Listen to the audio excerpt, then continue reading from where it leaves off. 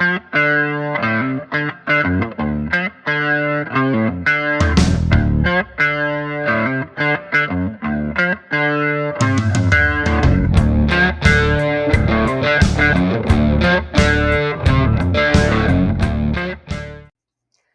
guys, I'm Devin Harrington, the average Gen Xer, and welcome back to my channel.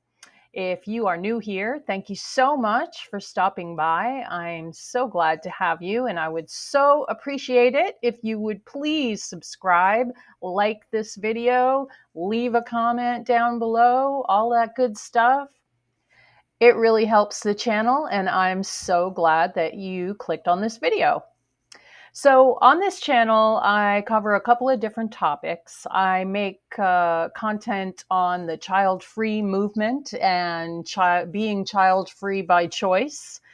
I also discuss the fat acceptance or fat liberation movement that has gained traction on platforms like TikTok and YouTube in the past couple of years, and what absolute trash it is, the whole concept of letting it be okay to be morbidly obese and how terrible that is for the human race in general. And then I also like to talk about, I call it self-love, but you might also just call it self-development or self-improvement. But the point is that I have always been a self-help junkie. I love self-help books. I love coming up with solutions to my problems. I've always been a problem solver and a list maker, and I love books that tell me, you know, do this, step 1, step 2, step 3, and your problem will go away, whatever it is.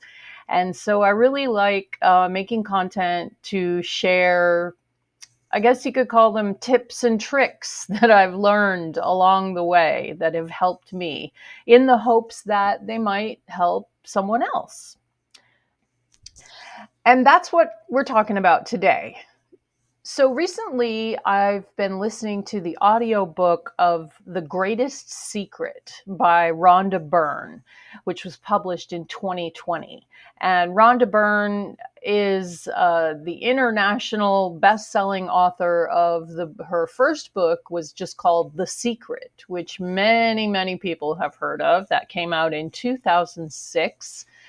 And it's about the law of attraction. From the description of her newest book, The Greatest Secret, it says, this book reflects Rhonda's own journey and shares the most direct way out for those experiencing hardship and the path to end pain and suffering endured by so many.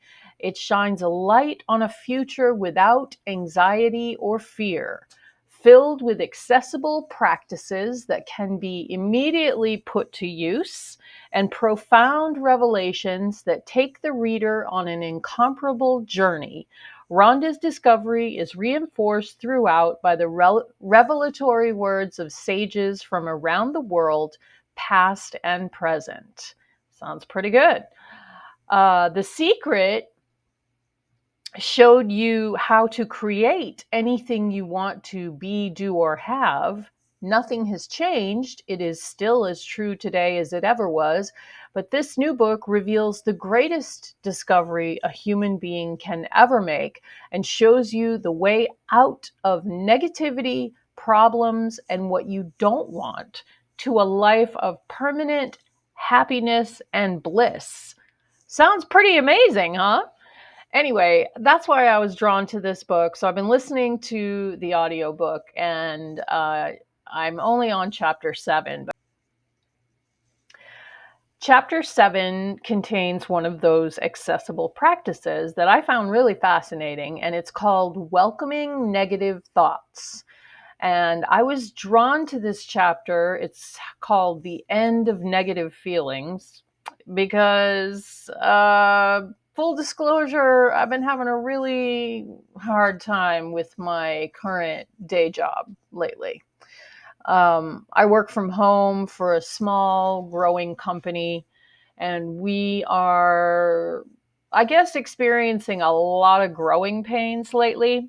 And I've been really, really stuck in just a shit ton of stress and overwhelm and waking up every day hating my job and resenting my bosses and judging my coworkers and just generally really drowning in rage and depression. And it just fucking sucks, you know?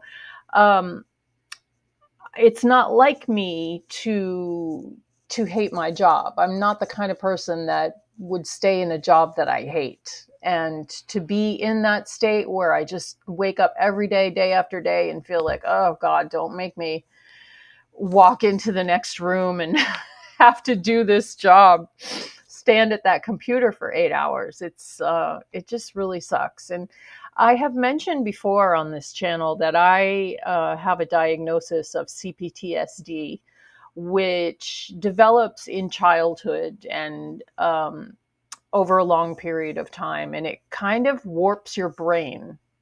Is the best way I can describe it, as your brain is developing, so that people with CPTSD, they don't handle negative situations and negative emotions in the same way as someone with a more normal brain does. So when I say I was drowning in rage and depression, I mean that I am really like unable to hide it or hold it in or cover it up. And I was really having, it just makes me have such a hard time just functioning in the world, which I know a lot of people with depression and various forms of mental illness can relate to. And I mean, it just makes you feel like crippled, like you just cannot get through each day and do the things you need to do to make your paycheck, to pay your bills, to support your life. And so when I'm in that state, I tend to say things I wouldn't otherwise say. I have a really just crippling negative perspective on everything. I'm incredibly harsh and aggravated. Everything is just really out of perspective, and it's just an awful way to live. If you ever get dysregulated like this, or can relate to this, or have CPTSD, you probably know what I'm talking about. It sounds delightful, doesn't it? So I was really starting to feel last week like just out of control with it, and really afraid of getting my ass fired because I'm just so mouthy um, and harsh, and unable to play along, unable to play nice with others. And so I was really worried that I would end up, saying the wrong thing and losing my job, which is actually, I dreamed of having a work from home job. That was one of my dream jobs, and I made that happen. So I don't want to lose this job. It would not be the first time in my life that my mouth would get me fired, though, that's for sure. Anyway, so that is when I heard this chapter in The Greatest Secret. And in it, Rhonda talks about how we all get caught up in our negative feelings and thoughts, and how we identify with them as if we are that negativity. There's no space in between us and the way we're feeling. And she teaches a technique to overcome this, which, like so many really profound truths, is so simple that it's ridiculous. It seems ridiculous, almost silly, when you describe it to someone, because it's so simple. So all you do is, in the moment, when you're there gnashing your teeth over something and you're not wanting to feel the way you feel, and you're trying to push away those negative thoughts and feelings and not feel that way and not have those thoughts, instead think, or you can say it out loud, but I just think, welcome. Welcome, hate. Welcome, rage. Welcome, negativity. Welcome, resentment. I welcome you. And you list whatever feelings you're fighting against having. Um, and in this way, we become neutral awareness. And I know it sounds kind of woo, but it's not. It really is a practice that's so easy and so simple and really works. And we become the awareness that is just acknowledging and allowing those thoughts and feelings to be.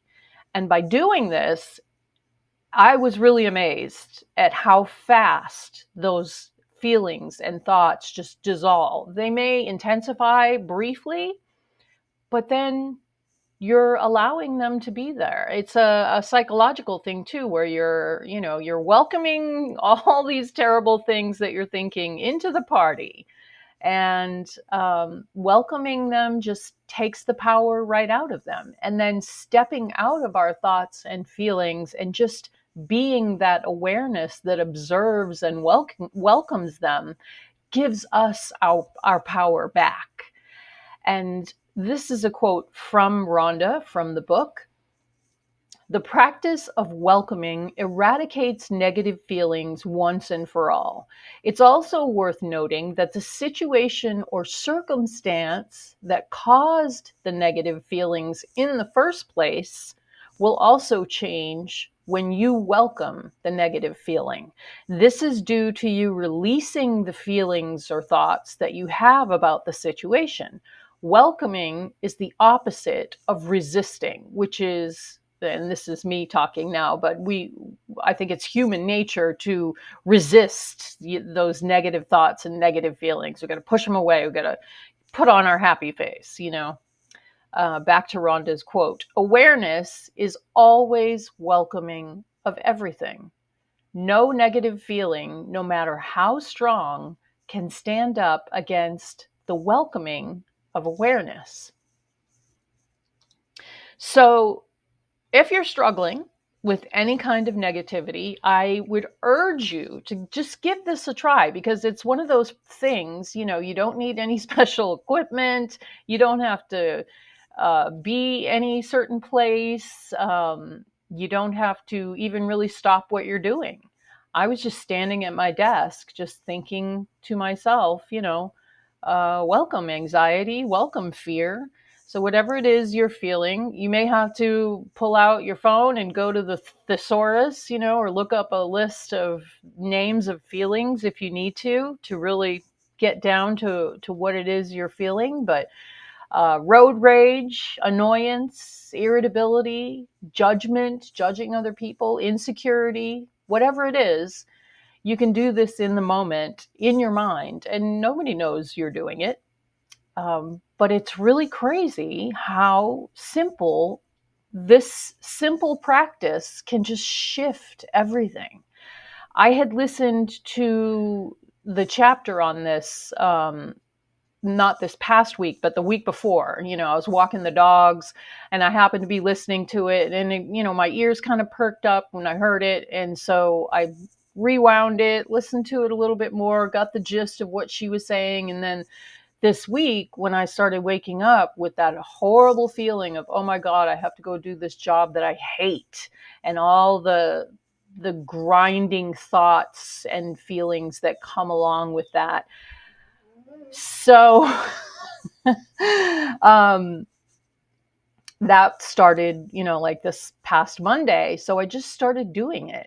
And I was amazed by how neutral I began to feel about all the shit that was getting so horribly on my nerves. And then on Friday, this past Friday, just completely out of the blue, I have two bosses, and they both called me, which is never a good thing. When you get the conference call, it usually means they want to bitch about something. But they were calling me to tell me they were giving me a raise. And so would this have happened if I hadn't spent the week trying to be in awareness and welcoming my negative thoughts? I don't know. Maybe, maybe not.